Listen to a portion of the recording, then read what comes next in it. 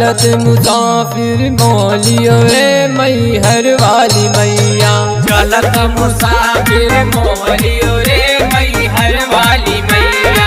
चलत मुसाफिर मोलियो रे मैहर वाली मैया। चलत मुसाफिर मोलियो रे मैहर वाली मैया। बोली जगत जननी जगदम्बे महारानी की।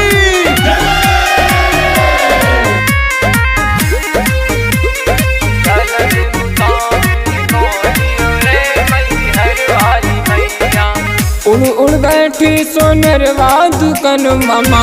उड़ उड़ बैठी सोनरवा दुकन मामा। उड़ उड़ बैठी सोनरवा दुकन मामा। उड़ बैठी सोनरवा दुकन मामा। अरे हाथ में मुंदरी पहना गयो रे मैहर वाली मैया। हाथ में मुंदरी पहना गयो रे मैहर वाली मैया। बोला बोला काली मैया की जय।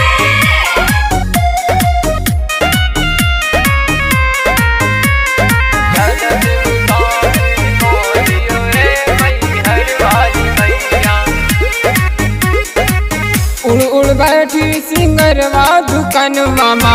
उड़ उड़ बैठी सिंगरवा दुकन मामा। उड़ उड़ बैठी सिंगरवा दुकन मामा।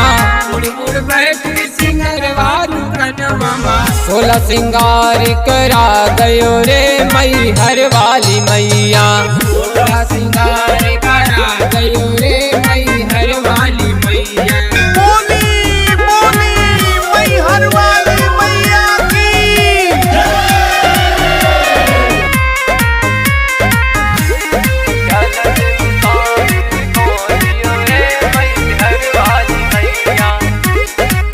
उड़ उड़ बैठी मलिनिया के घर मामा। उड़ उड़ बैठी मलिनिया के घर मामा। उड़ उड़ बैठी मलिनिया के घर मामा। उड़ उड़ बैठी मलिनिया के घर मामा। पुष्पों के हार पहना गयो रे मैहर वाली मैया। पुष्पों का हार पहना गयो रे मैहर वाली मैया। बोला बोला काली मैया की जय।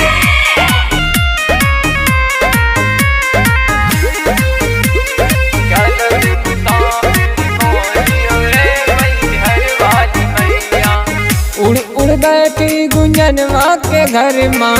उड़ उड़ बैठी गुंजनवा के घर में माँ। उड़ उड़ बैठी गुंजनवा के घर माँ। उड़ उड़ बैठी गुंजनवा के घर में माँ।